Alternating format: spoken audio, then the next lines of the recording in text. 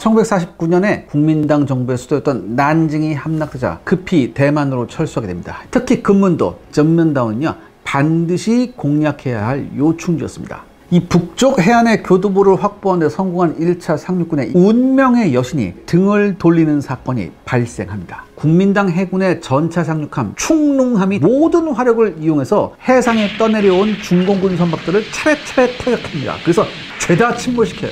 롱코우 해안에서 막대한 피해를 입고 간신히 해안을 점령하는 데 성공한 중공군 244연대도 국민당군 전차연대 소속 M5A1 스튜어트 전차들의 공격을 받게 됩니다. 구닝토우 끝자락까지 밀란 1300여 명의 중공군이 항복해버립니다. 그냥 다 전부 다 항복해버립니다. 이로써 중공군의 진먼다오 상륙작전은 완전히 실패로 끝나게 됩니다.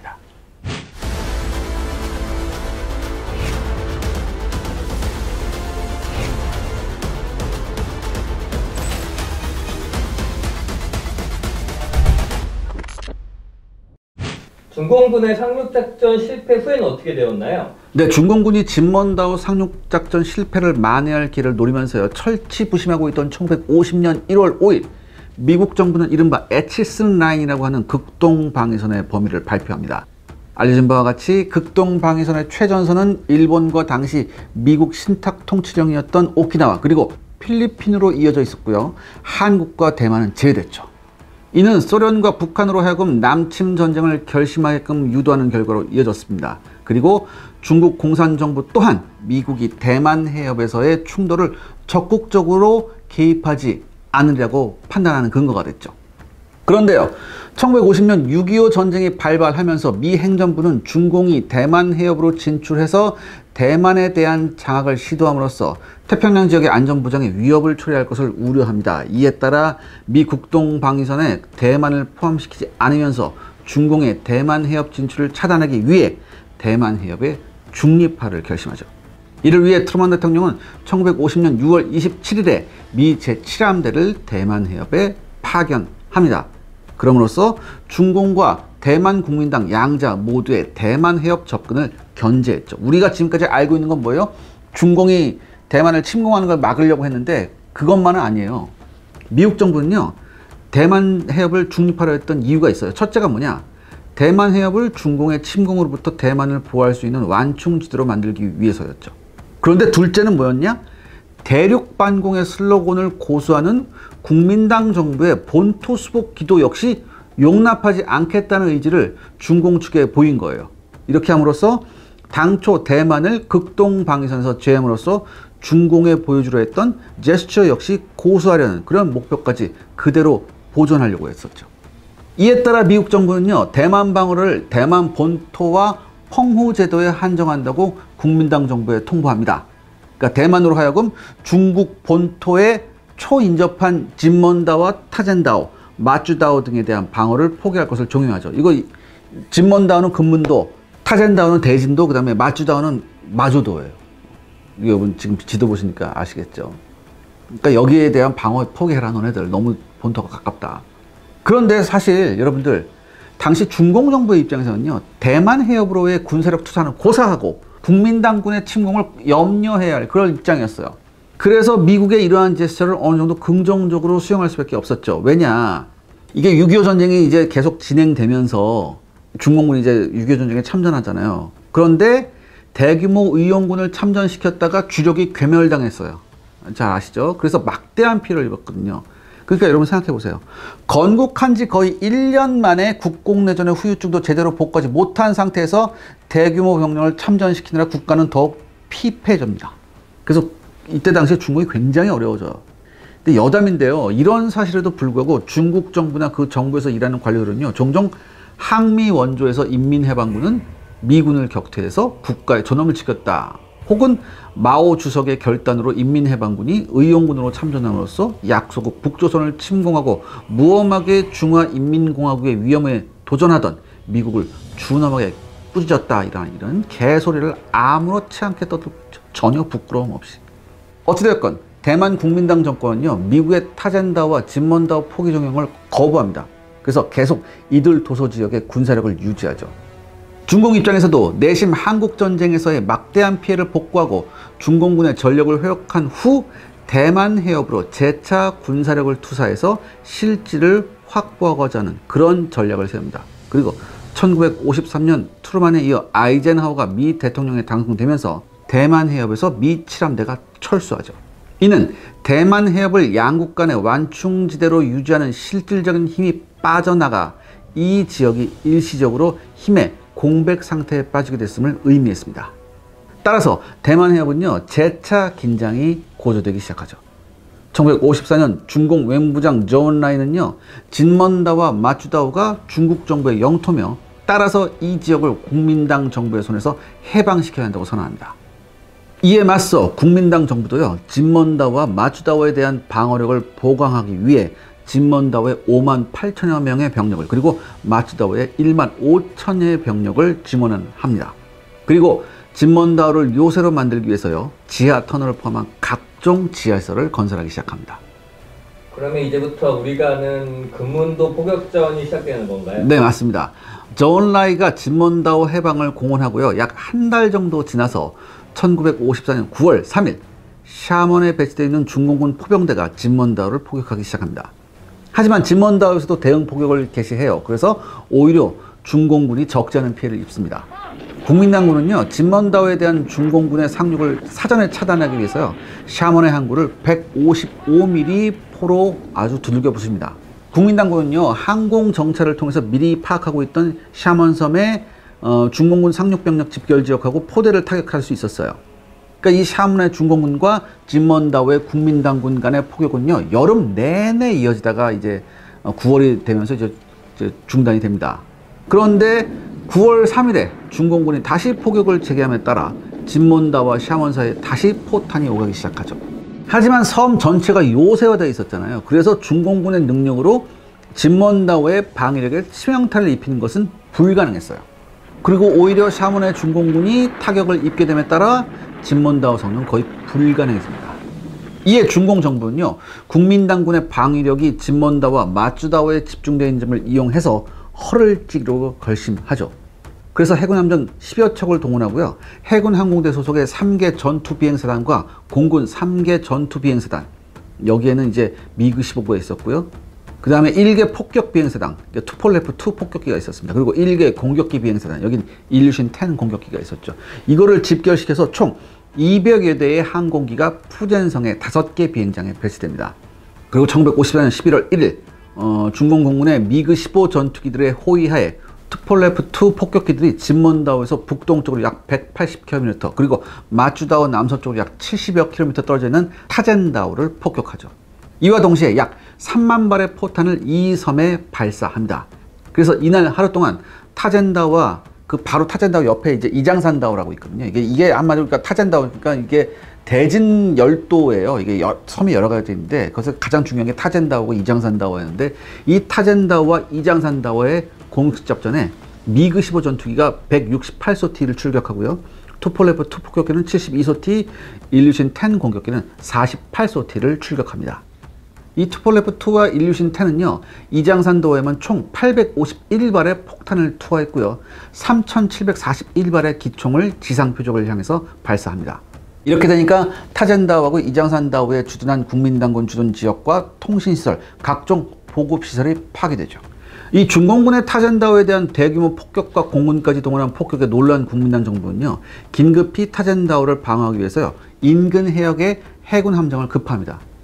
하지만 무엇보다도 이장산다오와 타젠다오 두 섬을 보호하기 위해서 중공군의 폭격기들을 격퇴해야 했는데요, 당시 국민당 공군은 가용 공군을 총동원해서 대만 본토를 방어하기도 벅찬 상황이었어요. 그렇기 때문에 중공군에게 공격을 당하는 두 섬에 공군력을 투입하기가 어려웠습니다. 따라서 중공군의 항공 공격에 대항할 수 있는 유일한 수단은요, 이장산다오의 고사포 부대밖에 없었습니다. 하지만 이장산다오의 고사포는요, 당시 동원된 중공 공군의 투입 규모에 비해 크게 부족했어요. 무엇보다 요격기의 투입 없이 이런 국지적인 시설 방어를 위한 고사포만으로 중공 공군의 공습을 근본적으로 차단하는 것은 불가능했습니다. 따라서 고사포 부대가 총 19개의 중공군 폭격기들을 격추시켰지만 이장산다오의 방어에 필요한 통신시설과 포대 등이 파괴되죠. 그래서 중공군의 상륙에 대한 방어 능력이 사실상 붕괴가 됩니다. 이번에는 중공군의 공세가 만만치 않은 것 같은데요. 네, 이뿐만 아니었습니다. 11월 4일 새벽 타젠다오 인근 해역에서 조업 중이던 중공 어선들 속에서 어뢰정 2척이 튀어나와서 대만 해군 전투함의 어뢰 2기를 발사합니다. 야간이었던 데다가 어뢰 공격의 은밀성을 이용해서 기습했거든요. 더군다나 뭐예요? 어뢰정을 어선 속에 은폐시켰잖아요. 그렇기 때문에 국민당 해군 전투함은요, 조기에 어뢰 공격을 인지하지 못해서 기습을 허용하게 됩니다. 그런데요, 당시 발사된 어뢰가 구형 무유도 어뢰였어요. 거기에다가 이게 함대함 어뢰였기 때문에 이제 이거 여러분, 잠수함에서 어뢰가 발사되면 배 밑에서 폭발해서 이제 버블제트로 이제 배를 두둥 내거든요. 근데 이게 함에서 발사한 어뢰였을 뿐만 아니라 이게 구형 어뢰였기 때문에 이런 건 불가능했어요. 그래서 이 발사한 어뢰가 국민당 해군 전투함에 직격해서 폭발했어요. 근데 여기서 이제 조타불능이 되거든요. 그래서 국민당군 해군 전투함이 완전히 침몰하기까지는 약 17시간 정도가 소요됐습니다. 그리고 그 다음날 또 다른 국민당 해군 전투함이 피격이 되죠. 14일에도 국민당 해군 전투함이 또 역시 피격돼서 이번엔 또 침몰합니다. 그리고 해가 바뀌어서요, 1955년 새해가 되자 중공군은 타젠다와 이장산다오에 대한 국민당군의 병력 증원과 보급을 차단하기 위해서 인근 해역에 대한 봉쇄를 시도합니다. 이를 위해서 일신 탄 공격기들이 타젠다와 이장산다오로 향하는 국민당 해군 수송함들을 공격해요. 중공 해군은요, 1월 18일에 소련으로부터 도입한 그네브니급 구축함 2척을 포함해서요, 총 6척의 함정으로 구성된 함대를 동원해서요, 타젠다오와 이장산다오 인근 해역을 완전히 봉쇄합니다. 이미 1954년 말에 3척의 전투함이 피격된 데다가 어뢰정에 의한 은밀한 기습이 우려되는 상황이었기 때문에 이 해역에서 작전이 제한될 수밖에 없었던 국민당 해군은요, 중공군이 공군력과 해군력을 동원해서 본격적인 봉쇄를 시도하자 타젠다와 이장산다오에 대한 접근이 불가능하게 됩니다. 따라서 이제 뭐 병력 증원하고 보급이 불가능해졌죠. 이 타젠다오, 이장산다오에. 게다가 설상가상으로 통신선도 다 파괴됐잖아요. 그러니까 본토하고 연락까지 두절된 거예요. 그리고 주요 부대 주둔지 역시 폭격으로 인해서 완전히 파괴돼가지고 인명피해가 상당히 많이 발생했습니다. 따라서 방어작전을 더 이상 수행하는 것이 불가능했죠. 이렇게 되니까 미국은요, 항공모함 USS 엑세스하고 USS 요크타운을 포함한 미 제7함대를 대만 해협에 다시 파견합니다. 그리고 12월에는 미 공군 제18 전투비행단, 이게 보통 F-86으로 이제 구성되었었는데 이걸 대만 본토로 이동 전개하죠. 또한 12월 4일에는요, 미국과 국민당 정부 간의 미중 상호 방위 조약이 체결됩니다. 여기서 중은 중공이 아니라 자유중국 대만이에요. 그러면 이제 국민당군에게 희망이 생긴 건가요? 네, 타젠다와 이장산다오 인근의 해상 봉쇄를 뚫고 이들 섬에 주둔 중인 국민당군에 대한 보급과 증원이 이루어지려면 미 제7함대의 협력이 절실했습니다. 하지만 미국은요, 이 상호 방위 조약에 의거해서 미 공군 제18비행단과 제7함대의 작전을 대만과 펑옹 군도 방어에만 한정시켜버려요. 그러니까 진먼다와 이장산도와를 포함한 대륙에 근접해 있는 도서 지역에 대한 중공군의 군사력 투사에는 전혀 대응하지 않고 있었죠. 이에 따라 완전히 파괴된 이장산다오는 중공군의 해군 육전대에 저항할 수 없게 되고요, 1월 20일 중공군 1기 여단이 이장산다오를 점령하게 됩니다. 미국 정부도 국민당 정부와 체결한 상호 방위 조약 효력 범위는 대만 본토와 펑우 제도에 한정된다는 기존 입장을 고수해요. 그래서 국민당 정부는 타젠다와 이장산다오를 결국은 포기하기로 하죠. 대신 공식적으로는 타젠다오에서의 중공군의 군사적 압력으로 인해 타젠다오에서 철수하는 것이 아니라 미 제7함대 사령관의 타젠다오 포기 건의를 수용하는 형식으로 철수를 결정합니다. 그러니까 이렇게 되면 어떻게 형식적으로나마 패전을 피하는 거죠. 그렇죠? 그러니까 이제 미 7함대도 타젠다오에 대한 방위 임무는 책임질 수 없으나 미국의 요구에 따라 섬에 주둔 중인 병력을 본토로 철수시키는 데 필요한 지원은 담당하기로 결정을 하죠. 그래서 타젠다오의 국민당군 철수작전에 미 7함대가 투입됩니다. 시청자 여러분들의 구독과 좋아요는 영상 제작에 정말 큰 도움이 됩니다. 여러분들 부탁드리겠습니다. 구독과 좋아요. 그러면 중공군이 이번에 승리한 건가요? 네, 공군력으로 이장산다오와 타젠다오를 손에 넣는 데 성공한 중공군은요, 1949년에 진먼다오 패전으로 무너졌던 자신감을 회복하고 진먼다오와 마쭈다오 공략을 준비하기 시작합니다. 이장산다오와 타젠다오에서 보여준 공군의 위력에 고무된 중공 정부는요, 진몬다오 공략에서도 공군력을 적극적으로 활용하고자 했습니다. 하지만 진몬다오 방면에는요, 비행장이 부족했었습니다. 당시 중공군이. 그래서 타젠다오로 폭격할 때와 달리 대규모 항공력을 투입하는 것이 불가능했어요. 때문에 중공 정부는 진몬다오 방면에 항공기를 투입할 수 있는 비행장들을 건설하기 시작합니다. 이런 노력으로요, 1956년 이후부터 진몬다오 방면에서도 중공 공군과 해군 항공대 소속 항공기들의 비행이 증가하게 되죠. 자연히 중공 공군 전투기와 국민당 공군 전투기 간에 서로 요격하는 일도 자주 발생합니다.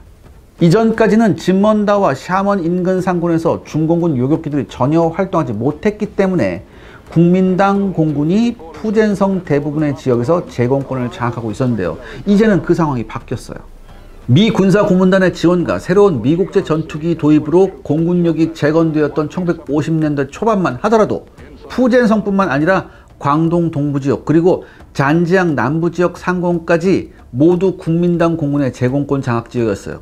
그러니까 당시 중공군이요, 이 방면에 비행장을 확보하지 못했었거든요. 그렇기 때문에 국민당군은 이 지역 상공에서 정찰기를 이용해서 활발한 항공 정찰 활동을 전개했었어요. 그래서 당시 중공군의 상황을 손바닥 보듯이 파악하고 있었죠. 하지만 1956년부터 중공군은 이 방면에 요격기를 투입하기 시작해서요, 58년 2월 18일에는 중공 공군 제4 전투비행장 소속 미그-15 전투기가요, 중국 본토 상공에서 작전하던 국민당 공군 RB-57A 정찰기를 격추해버립니다. 이에 따라 1949년 진몬다오 전투 때와는 달리 국민당 정부는 중공 측의 진몬다오 침공 준비 상황에 대한 정보를 획득하는 것이 쉽지 않게 됩니다. 이제는 장님이 된 거였죠. 그러면 드디어 중공이 진몬다오 공격 준비를 하나요? 네, 중공은 1958년 여름에 집중적으로 진몬다오와 마츠다오 침공을 준비합니다. 우선 푸조우 군구 관할 지역에 건설된 주요 공군기지에 푸조우의 제1항공군하고 항저우의 제5항공군 소속 항공기들을 대거 이동 배치해서요, 푸조우 군구 공군을 창설해요, 아예. 그리고 이 푸조우 군구 공군에는 총 10개 전투 비행사단, 이 중에 완편된 건 5개였는데 하여튼 이 10개 전투 비행사단하고 2개 폭격 비행연대가 포함이 되어 있었습니다. 이거 엄청난 규모예요. 그 다음에 해군 항공대 제4 비행사단의 일부 항공기도 푸조우 군구로 이동합니다. 이에 따라 무려 몇 대? 여러분들 몇 대일 것 같아요? 이렇게 되면 620여 대입니다. 620여 대의 전투기와 폭격기가 푸조우 군구에 배치가 돼요. 또한 이 무렵에 중공은요, 소련으로부터 당시 최신의 전투기였던 미그-17 전투기를 도입합니다. 그리고 이를 역시 진몬다오와 마츠다오 방면 비행장에 배치하죠. 그러니까 국민당군은 크게 제한된 항공 정찰로 인해서 이들의 존재를 인지하지 못하고 있었어요. 그러다가 이들이 대만 해협 상공에 나타나자 그제서야 중공 공군의 미그-17 보유 사실을 알게 됩니다. 또한 중공은요, 미그-17의 면허 생산도 추진해요. 그래서 얼마 지나지 않아서 푸조우 군구 비행장에 신형 J5 전투기, 이게 미그-17 면허 생산한 거거든요. 이 J5 전투기를 배치하기 시작하죠.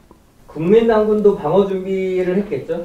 네, 제가 지난번에 언급했던 것처럼 미국과 국민당 정권은요, 1954년 12월에 상호 방위 조약을 체결합니다. 그래서 미국 덜레스 국무장관은 중공 측의 대만 본토와 펑후 군도에 대한 공격은 결코 좌시하지 않을 것이라는 메시지를 전달했죠. 심지어 핵무기 사용 가능성까지 내비쳤습니다.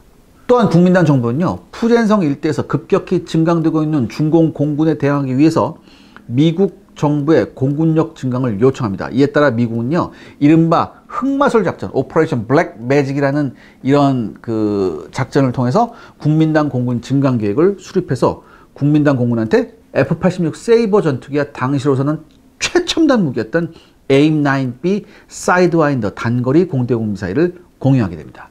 또한 유사시 포격전이 재차 발생했을 때 중공군 포대에 대한 원거리 대응 포격을 위해서 미 해병대가 보유하고 있던 M110 203mm 대구경포하고 M1 155mm 포를 국민당군에 넘겨줍니다. 국민당 정부는 이들 대공포를 진몬다오에 배치했죠. 특히 이 203mm 포의 지원은요, 다분히 정치적인 의도가 깔려 있었어요. 왜냐하면 당시 미 육군의 전술 핵무기 투발 수단 중 하나가 바로 이 203mm 포였기 때문입니다. 미국은 국민당 정부의 203mm 포를 지원함으로써 유사시 중국에 대해 핵무기를 사용할 수도 있다는 메시지를 중공 정부에 전달하는 효과가 있었어요. 그래서 국민당 정부는요, 이러한 전술핵 투사 수단을 중국 복건성에 근접해 있는 진먼다오에 배치함으로써 중공을 턱 밑에서 위협하고자 했습니다. 그럼 포격전은 이제 언제 시작되는 건가요? 그 전에 잠깐. 우리 채널 초창기 여러분들 기억하실지 모르겠는데 극세사에서 대만 해협 항공전을 소개해드렸는데 당시 내용이 바로 지금 말씀드린 요 비슷한 시기에서 왔다 갔다 하는 시기예요. 당시 국민당군의 사이드와인더 도입과 운용 전술에 대한 얘기가 그때는 조금 부족했거든요. 그래서 오늘 조금만 더 해드릴까 해요. 이 국민당 공군에 대한 40기의 AIM-9B 사이드와인더 공대공 미사일 제공은요, 철저히 비밀리에 진행됐기 때문에요, 대만 해협에서 작전 중이던 미 7함대조차 이 사실을 몰랐습니다. 때문에 국민당 공군이 F-86 전투기에서 AIM-9B 미사일을 발사했을 때 미 7함대가 국민당 공군이 종류를 알 수 없는 공대공 미사일을 발사했다, 이렇게 보고하기도 했습니다. 국민당 공군은 1954년 12월부터 56년 6월까지 미 공군에서 퇴역한 F-86 전투기 160대를 공여받은 것을 포함해서요, 진먼다오 사태가 발생한 1958년에 무려 320대의 F-86 전투기하고 7대의 RF-86 전차기 등 총 327대의 F-86 계열 항공기를 운용하고 있었습니다. 동아시아에서 미국 동맹국 중 가장 강력한 공군을 자랑하고 있었던 거예요. 이들 320대 F-86 전투기 중 20대의 항공기가 사이드와인더 미사일을 탑재한 항공기로 선택됐습니다. 이 F-86은 애초에 공대공 미사일이 등장하기 전에 개발된 전투기이기 때문에 사이드와인더 운용 능력이 없었어요. 그래서 별도의 개조를 받아야 했었죠. 그래서 이걸 위해서 공대지 공격용으로 운용되는 5인치 HVAR이라고 있어요. 이게 뭐냐면 하이 벨로시티 에어크래프트 로켓이라는 건데, 이 HVAR 발사대의 사이드와인더 공대공 미사일의 파일런을 통합시키는 개조 작업을 했습니다. 그래서 한 대의 F-86 전투기에 2개의 사이드와인더 미사일 운용 능력을 부여했죠. 국민당 공군은요, 미 공군의 지원하에 사이드와인더를 이용한 미그-17 전투기 요격 전술도 활발히 개발하기 시작합니다. 이를 위해서 미그-17과 기동 성능이 유사한 미 공군의 F-100 슈퍼세이버 전투기가 가상의 미그-17 전투기가 돼서 국민당 공군의 F-86 전투기와의 모의 공중 훈련에 참여합니다. 즉, 미그-17의 고고도 기동 성능에 대항하는 것에 중점이 맞춰져서 진행이 된 거죠. 이에 따라서 가상의 미그-17 역할을 맡는 F-100 전투기는요, 12,000m나 되는 고고도에서 비행하면서 F-86을 가상으로 공격하면 F-86은 11,500피트 정도의 고도에서 비행하다가 급강하해서 사이드와인더로 공격할 위치를 점하는 훈련이 반복됐습니다. 미그-17은요, 이게 원래 요격기거든요. 그렇기 때문에 F-86보다 상승력이 우수하고 상승 고도도 더욱 높았습니다. 그렇기 때문에 F-86이 대항할 수 없는 고도에서 요격을 시도할 수 있었어요. 그래서 이런 결론이 내려집니다. F-86이 이 미그-17을 피하기 위해선 미그-17이 급강하가 거의 불가능하다는 점을 이용해서 급강하 회피를 해서 미그-17의 공격을 피해야 하는 그런 전술로 나가죠. 즉, 급강하를 통해 고도 에너지의 속력 에너지를 끌어내서 높은 속력을 확보한 후 다시 가속해서 더욱 속력을 증가시킨 후에 이 에너지로 다시 상승해서 속력을 고도로 어느 정도 이제 환원할 수 있거든요. 이게 이제 에너지 파이팅이라고 하는데, 그래서 사이드와인더로 미그-17을 노릴 위치까지 속력을 떨어뜨리면서 상승하는 그런 전술을 집중적으로 연마합니다. 이 미그-17이 여러분들 요격기이긴 하지만 이게 급강하 성능은 형편없었거든요. 그렇기 때문에 이런 전술을 F-86이 쓰려고 한 거였죠. 시청자 여러분들의 구독과 좋아요는 영상 제작에 정말 큰 도움이 됩니다. 여러분들 부탁드리겠습니다. 구독과 좋아요. 그렇다면 실제 포격은 어떻게 됐나요? 네, 1958년 6월에 중공군은 저우산 군도에서 대만 해협상의 모든 도서 점령을 가정한 6회 공군 합동 군사 훈련을 실시합니다. 국민당 정부의 정보국은요, 정부의 중공 측이 대만 해협에서 군사 행동을 재개할 가능성에 대해서 경고하기 시작했죠. 이 무렵부터. 그리고 중공 해군은 7월에 저우산 군도로 17척의 함정으로 구성된 함대를 이동시킵니다. 이들은요, 맞주저를 마주보고 있는 윈조우의 해군 기지에 배치됩니다. 그리고 남해 함대 함정들도요, 푸젠성의 주요 항만 지역에 이동 배치가 돼요. 그래서 유사시 윈조우에 배치된 함대와 함께 국민당 해군으로부터 진먼다오를 봉쇄하고 해군 육전대를 진먼다오에 상륙시킬 준비를 진행하죠. 이 진먼다오에 상륙할 해군 육전대는요, 진먼다오를 바로 앞에 두고 있는 샤먼과 푸조우에 집결합니다. 마츠다오 방면에는 제28 집단군 소속 6개 사단이 집결하고요. 6개 사단 중 1개 사단은 포병사단이었습니다. 또한 진먼다오에 배치되어 있는 203mm 포에 대응하기 위해서 같은 구경의 M1931 곡사포도 수백 문을 진먼다오 방면에 집중 배치합니다. 또한 푸젠성의 공군기지에 무려 400대의 전투기와 폭격기를 배치해서요. 유사시 대만 해협 방면으로 대규모의 항공력을 투사하는 게 가능했죠. 이 국민당 정부도 대만 정부 수립 이래 벌어졌던 이전의 전투들과는 비교되지 않는 대규모 중공군 전력이 집결했다는 사실을 항공정찰 등을 통해 파악합니다. 이에 따라 대만 본토와 펑우군도 그리고 진마지구라고 있어요. 진먼다오 마츠다오 지구, 이걸 진마지구로 하는데 여기에 전시 경계태세를 발령합니다. 당시 진먼다오에 배치된 국민당군의 사령관은요, 중공군의 1949년 진먼다오 공격을 성공적으로 방어했으며 진먼다오 전역의 요새화 계획을 진두지휘했던 후리안이었습니다. 당시 후리안은요, 6개 보병사단과 8개 포병대대, 그리고 5개 고사포대대를 포함 총 98,000여 명의 병력을 지휘하고 있었어요. 그리고 8월 5일에 중공군은 공군기들을 추가로 푸젠성 등에 이동 배치합니다. 이에 따라 국민당 정부는 비상계엄을 선포하죠. 진먼다오와 마츠다오에 있는 대만 국민들 중 해당 지역에서 거주하지 않는 사람들을 신속하게 대만 본토로 대피시킵니다. 중공군은 진먼다오에 대한 포격 개시를 8월 23일로 예정했어요. 이에 앞서 국민당군의 방어력을 분산시키기 위해서 마츠다오에 대한 기만 공격을 계획합니다. 이에 따라 8월 8일 중공군 미그 17 전투기들이 마츠다오를 폭격해요. 그리고 8월 10일에는 중공군 해군과 국민당군 해군이 마츠다오 인근 해역에서 충돌합니다.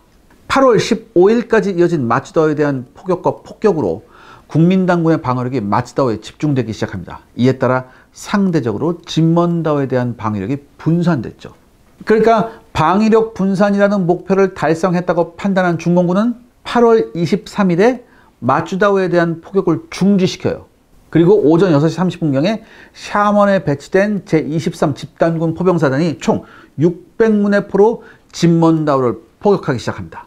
포격을 개시한 지 불과 2시간여 만에 총 42,000발의 포탄이 진먼다오에 발사됩니다. 진먼다오에 배치된 국민당군 포대와 관측소가 피격이 됐죠. 또한 진먼다오 주둔 국민당군 사령부도 포격을 받아서요. 당시 사령부 인근의 교각에도 포탄이 떨어져서 교각 근처에 있던 진먼다오 방위사령부 부사령관 3명이 전사합니다.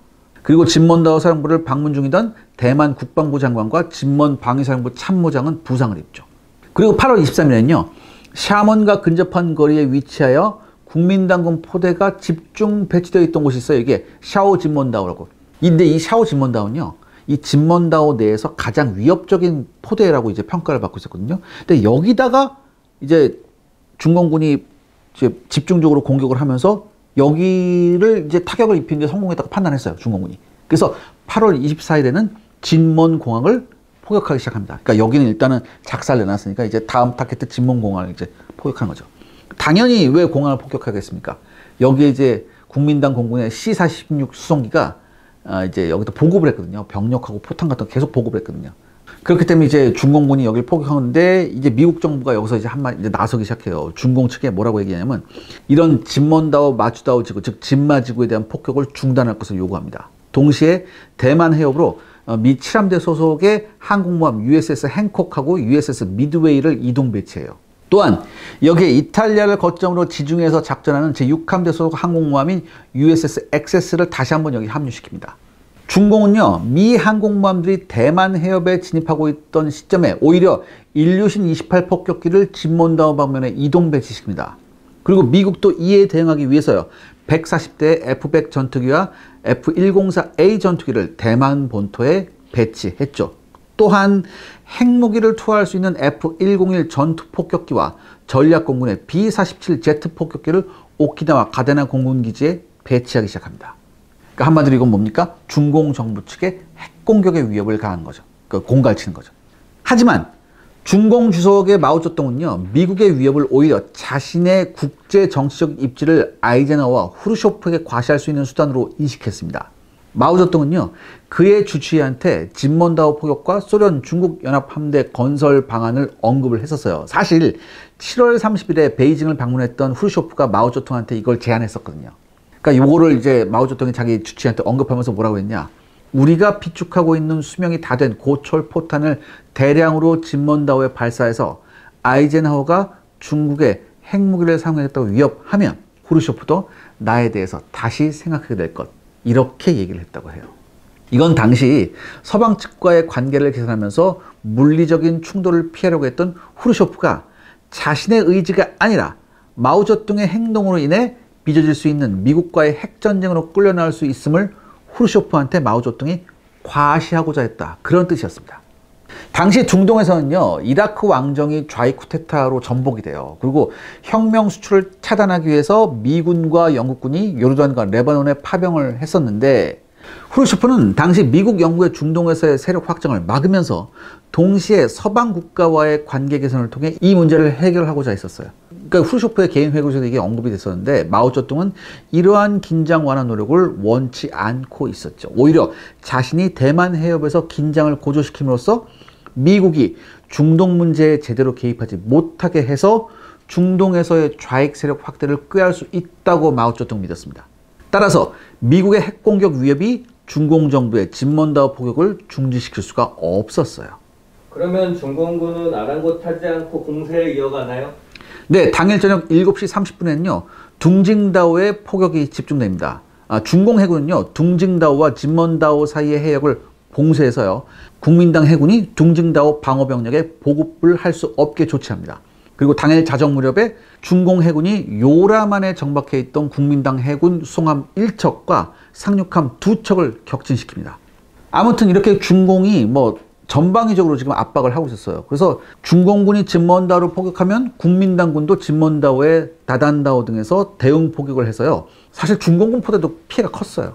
근데 중공군의 입장에서는 진먼다오로 포탄이 보급되는 것을 막음으로써 진먼다오의 국민당군 포대를 잠재화했거든요. 그래서 포대를 직접 타격함으로써 파괴하는 것이 가장 확실한 방법이었죠, 사실. 근데 여러분 아시다시피 포로 포대를 때린다는 거 쉽지가 않아요. 그러려면 만약에 그냥 포대가 엄청나게 많아야 되거든요. 더군다나 국민당군의 주요 포대가 모두 견고한 방어시설 안에 들어가 있었기 때문에 이걸 파괴하는 게 수월치 않았습니다. 때문에 중공군은요, 해군 함정을 이용해서 요라만을 봉쇄한 거예요. 이와 동시에 샤먼 등지에 배치된 중공군 포병대가 요라만을 폭격해서 항만시설을 쓸 수 없게 할 그럴 의도도 있었습니다.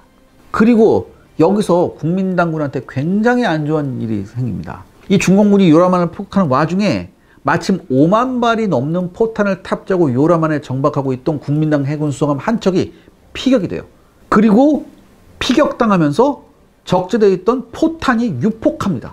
그러니까 수송함만 침몰한 게 아니라 이 엄청난 폭탄들이 폭발하면서 부두까지 완전히 파괴가 되어버려요.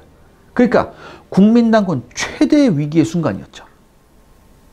자, 국민당군 최대의 위기의 순간이 왔다고 하셨는데요. 네, 진먼다오에 대한 중공의 봉쇄는 해상에서만 이루어진 것이 아니었어요. 진먼다오로 접근하는 공역에 대한 봉쇄도 동시에 병행해서 이루어졌습니다. 그러니까 그 하늘도요. 그러니까 요라만에서 포탄 유폭으로 이제 폭침했었잖아요, 그 국민당군 수송함이. 그래서 이제 국민당군이 생각했죠. 야, 이거 우리 계속 배로 보내긴 해야 돼. 배로 보내긴 해야 되는데, 이거 배로 보내면 자칫 잘못했다 이렇게 얻어맞아 가지고 가라앉을 수도 있고, 또한 뭐냐, 이게 배로 오다 보니까 배는 여러분 장점이 뭐예요? 엄청나게 실을 수 있잖아요. 엄청나게 실을 수 있는데 단점은 비교적 느리죠. 근데 지금 이 금문도 포격전, 이 진먼다오 포격전의 특징이 뭐냐, 하루에 수만 발의 포탄이 순식간에 소모돼요. 그래서 대규모 포격전이 지속되면 이를 보충할 포탄의 물량 소요와 함께 모두 요구된다, 신속성도 요구된다. 따라서 신속한 물자 수송이 가능한 항공기까지 포탄 등의 소모 물자 보급에 투입이 됩니다. 대신 항공수송은요, 해상수송과 같은 대규모 물량을 감당할 수 없죠. 그렇기 때문에 해상수송과 병행함으로써 양자를 상호 보완적으로 운영하려고 국민당군은 생각했었어요. 그렇기 때문에 중공 해군의 해상 봉쇄로 인해 국민당군 해군은 주로 야간에만 수송함대가 움직이는 등 해상을 통한 보급에 제한이 많았었습니다. 따라서 국민당군은 항공기를 이용한 보급이 굉장히 중요하게 됐죠, 이 당시에는. 또한 진먼다오에 대한 포탄 보급을 막으려는 중공 입장에서는요, 제가 방금 말씀드렸었죠. 해상 봉쇄뿐만 아니라 모두 공역도 봉쇄된다. 그래서 항공 수송까지 차단해야 했었어요. 그래서 이를 위해서 지난번에 제가 언급한 것처럼 진먼공항을 폭격을 한 거죠. 진먼공항을 폭격을 한 건데, 하지만 포격으로 진먼공항의 기능을 완전히 마비시킨 데는 한계가 있었습니다. 일단 중공군이 많은 그 포를 동원했었는데, 여러분 아시겠지만 이 1958년 이때까지도 중공이 중포의 비율이 많지 않았고, 더군다나 중포가 제각각이었어요. 독일제도 있었고, 일본제도 있었고, 뭐 소련제도 있었고, 막 이런 식이에요. 그렇기 때문에 이 포탄의 그 수급이 굉장히 불안전했었어요. 그렇기 때문에 충분한 포격을 쏟아볼 수가 없었어요. 그래서 여러 가지 한계가 있었죠. 따라서 포탄을 싣고 진먼다로 향하는 국민당 공군 수송기를 직접 요격하기 위해서 항공력을 집중 운용하기 시작합니다. 실제로 9월 24일에는요, 국민당 공군이 무려 24대의 수송기를 동시에 진먼다오 보급에 투입합니다. 그리고 중공은 이들에 대한 요격도 나섰죠. 그러면 본격적인 공중전도 벌어지나요? 네, 대만 해협에 진입한 미 항공모함 4척에 탑재되어 있는 전투기들과 대만 본토에 전개된 미 공군의 F-104 전투기들이 대만 섬과 평우군도 방공 임무에만 투입됐어요. 그리고 국민당 공군은 진먼다오와 마투다오 방어 임무와 푸젠성에 대한 공세적인 항공작전에 전념할 수 있었죠. 이에 국민당 공군의 공세적인 항공작전이 크게 증가하게 됩니다. 중국 본토 상공에만 하루 200소티를 출격을 했어요. 국민당 공군이. 당연히 국민당 공군과 중공 공군 해군 항공대 양자 간의 충돌이 벌어집니다. 중공이 진먼다오를 포격하기 시작한 8월 23일부터 국민당의 신해혁명 기념일인 10월 10일까지 총 7차례의 공중전이 벌어졌습니다. 당시 대만 해협 항공전에 대한 이야기는 우리 샤레 군사연구소 채널 극초반에 최초 극세사 컨텐츠가 있어요. 그게 바로 뭐였냐면 대만 해협 항공전이었습니다. 이 대만 해협 항공전에서 자세히 다뤘기 때문에 이 영상을 참고해 주시기 바랍니다. 아무튼 공중전에서는 국민당군의 공군이 중공 공군을 압도합니다. 그런데 공중전뿐만 아니라 해전도 있었어요. 중공 해군과 공군의 봉쇄 작전에도 불구하고 국민당 정부는 진먼다오에 대한 보급을 지속적으로 강행합니다. 특히 중공의 포격에 대응해서 국민당군 측에서도 대량의 포탄을 중공군 측 포대에 발사함에 따라 탄약 소모가 극심했다고 제가 말씀드렸었죠. 그래서 진먼다오에 대한 신속한 탄약 보급이 절실한 상황이었어요. 그리고 보급품을 수송하는 수송함은 주로 야간에 이동한다고 제가 말씀드렸었는데, 근데 왜 야간에 했어야 되느냐? 중공 해군과 공군이요, 야간 작전 능력이 거의 없었거든요. 그렇기 때문에 이 점을 이용했습니다. 그리고 9월 2일 진먼다오에 보급할 대량의 탄약을 수송 중인 국민당 해군 수송 함대가 요라만 인근 해역에서 중공 해군과 접촉을 합니다. 이에 양자 간의 해전이 벌어집니다. 이른바 9.2 해전이었죠. 당시 중공군은 제공권을 상실한 상태인데다가 야간이었어요. 그렇기 때문에 국민당 해군을 효과적으로 공격하지 못했습니다. 설상가상으로 야간의 함도 운영에 익숙하지 않았던 중공 해군은요, 두 척의 함정이 서로 충돌하는 그런 일도 벌어져서 이 두 척의 함정이 가라앉아요. 결과적으로 중공은 이 해전에서 국민당군 수송함 한 척을 격침시키는 대신 10여 척의 함정을 손실하게 됩니다. 그렇기 때문에 당시 진마지구 봉쇄에 투입되었던 함대 주력이 완전히 박살나버린 거예요. 이렇게 되니까 이후부터는 진먼다오에 대한 효과적인 봉쇄 작전을 전혀 시도하지 못하게 됩니다. 이는 국민당군이 진먼다오에 대한 원활한 탄약 보급이 가능하게 하는 결과로 이어졌고요. 국민당군 포병대는 중공군의 포격에 대해 본격적으로 대대적인 반격을 할 수 있었습니다. 게다가 미 7함대까지 진먼다오에 대한 해상 보급로 방어를 지원하게 됩니다.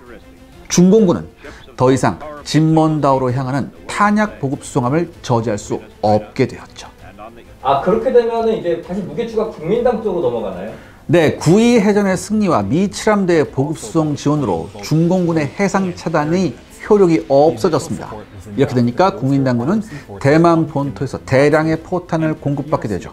국민당군이 중공을 향해 발사하는 포탄이 크게 증가하게 됩니다. 더욱이 국민당군은 해상 수송뿐만 아니라 C-46 수송기를 집중적으로 진먼다오에 대한 항공 보급에 운용을 합니다. 막대한 포탄 소모에도 불구하고 국민당군은 원활하게 대량의 포탄을 다시 보충받을 수 있게 됩니다. 이렇게 되니까 중공군의 푸쟁선 해원과 샤먼의 포대와 항구에 대규모 포격을 국민당군이 때려붓게 돼요. 중공군은 이를 막기 위해 포탄 수송에 투입되는 수송기의 탐지와 요격을 위해 항공력을 집중 운영합니다. 일단 수송기부터 잡자.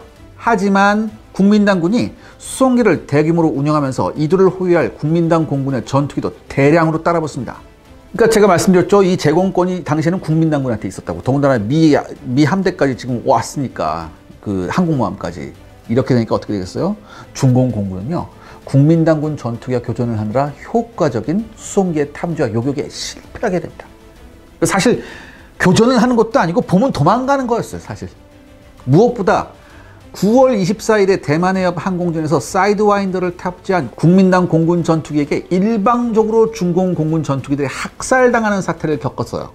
이렇게 되니까 중공 공군은요, 국민당 공군 전투기에 일종의 트라우마가 생깁니다.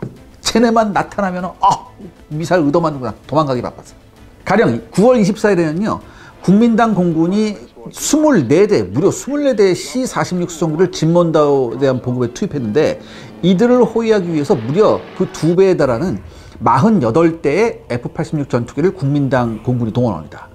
이렇게 되니까 중공 공군도 이걸 요격하기 위해서 48대의 미그 17 전투기를 투입했는데 국민당 공군의 요격을 피해 위험한 저고도 비행을 감행해요. 이 미국이들이. 그래서 어떻게 해서 국민당군 수송기 2기를 격추해요. 그런데 이걸 딱 격추하니까 어떻게 돼요? 새카맣게 또 F-86이 날아오는 거예요.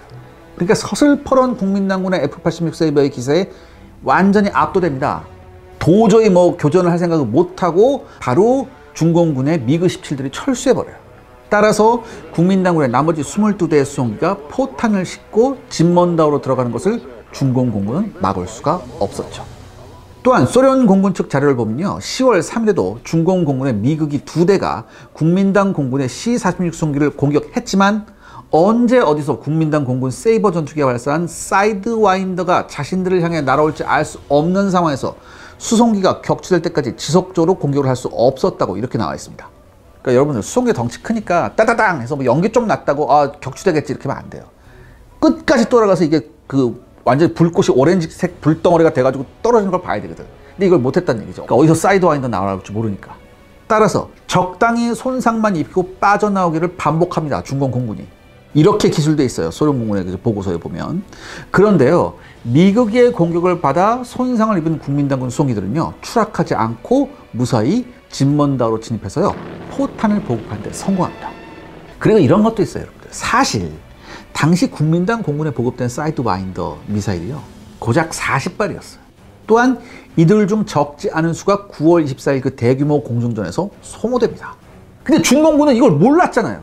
그쵸? 이게 지난번에 예전에 뭐라고 그랬죠? 이게 뭐 블랙 매직 계획이라고 해서 미국이 이걸 공유해 주는 건데 이걸 전혀 중공군은 파악하지 못했었거든요. 그러니까 중공 공군은요, 출격하는 국민당 전투기는 죄다 사이드와인더를 탑재하고 있을 것으로 생각하고 작전해야 했었어요. 따라서 9월 2일 이후부터는요, 진먼다오에 대한 포탄 보급이 수송기의 집중 운영을 통한 신속 성과, 그 다음에 수송함을 이용한 물량 모두 만족시킬 수 있는 상태까지 갑니다. 이렇게 되니까 국민당군의 포격 규모가 급증해요. 게다가 9월 18일에는요, 전술 핵포탄 발사 위험용으로 배치되어 있던 203mm 대구경포의 포탄도 대량으로 보급되면서 샤먼에 위치한 중공군의 포대가 큰 타격을 받습니다.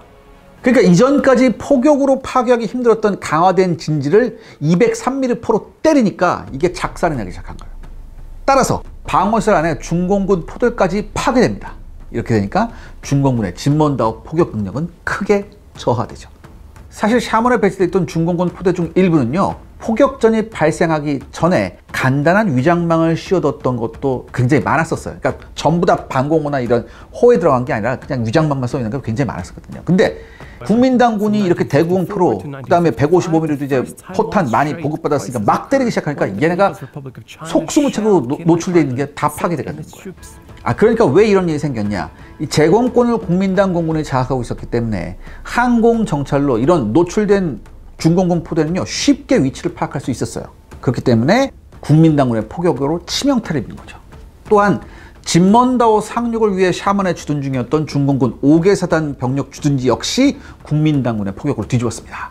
이것 때문에 중공군이 여기서 막대한 인명피해를 입어요.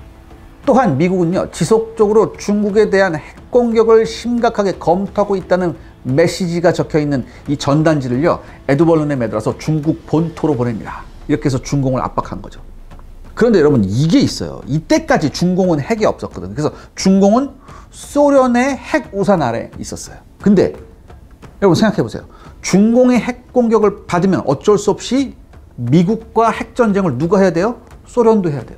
당시 소련 공산당 서기장 후르쇼프도요. 이걸 알고 있었어요. 그래서 어떻게든 3차 대전이 일어나는 핵 전쟁이 일어나는 걸 막아야 되기 때문에 후르쇼프조차 중공의 압력을 행사합니다. 야, 더 이상 하지 마. 이런 식으로. 이렇게 되니까 마오쩌둥은 벙찌는 거죠. 왜?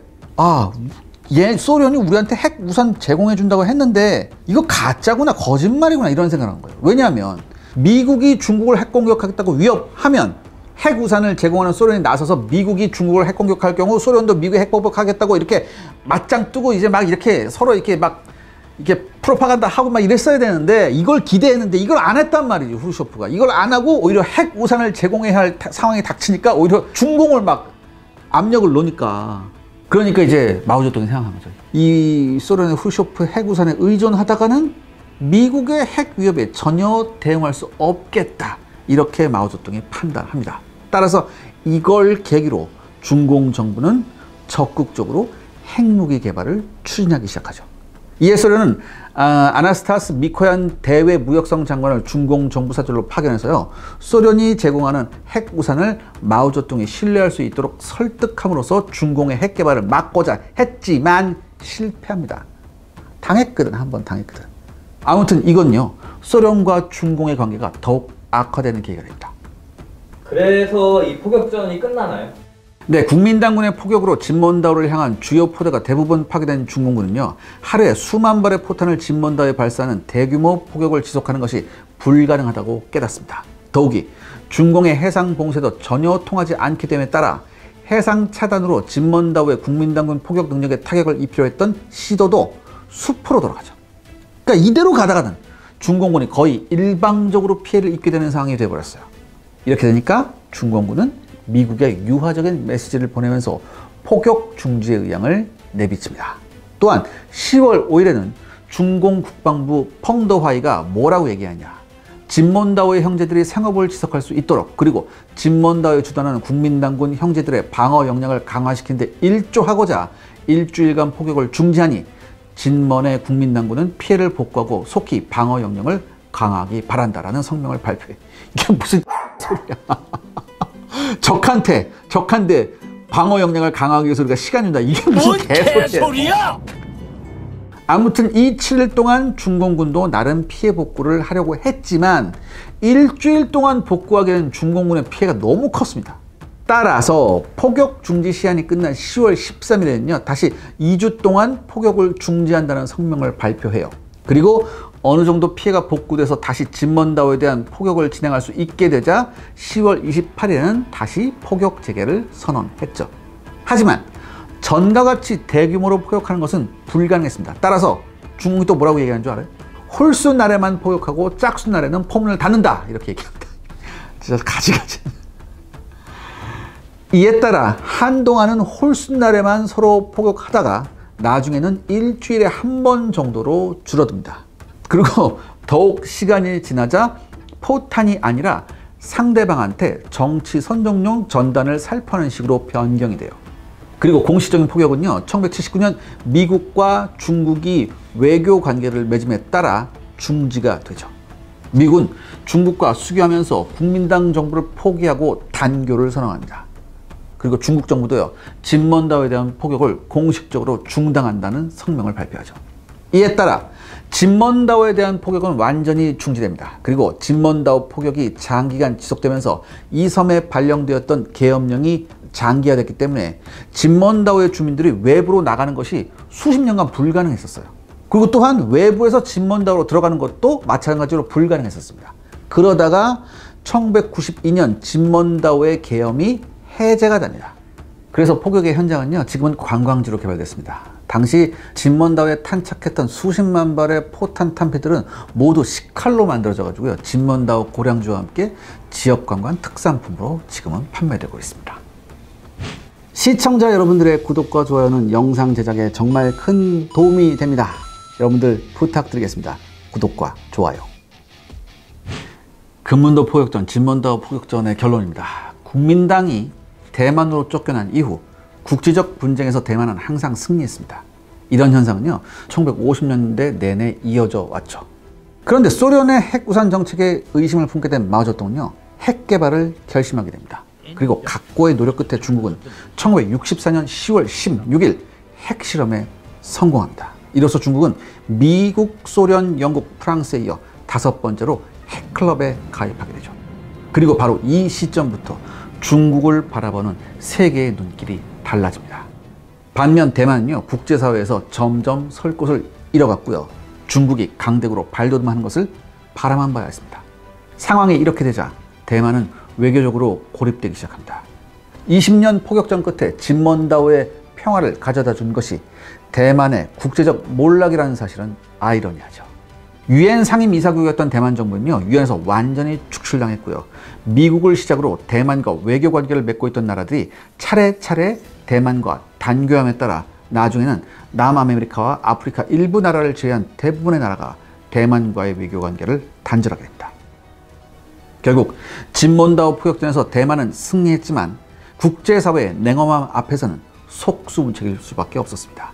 한마디로 나라가 힘이 있어야 되는 거죠. 대만도 핵 개발을 시도를 하긴 했었지만 아시다시피 이게 쉽지가 않은 거잖아요. 우리도 안 되는데. 그래서 어쩔 수 없었죠. 아무튼 이런 대만의 사례는 우리한테도 굉장히 많은 것을 시사하고 있습니다. 오늘날 우리가 궁극의 전략 무기를 갖지 못한 상황에서 북한이 핵무기가 있잖아요. 과연 이 문제를 어떻게 풀어야 될까요?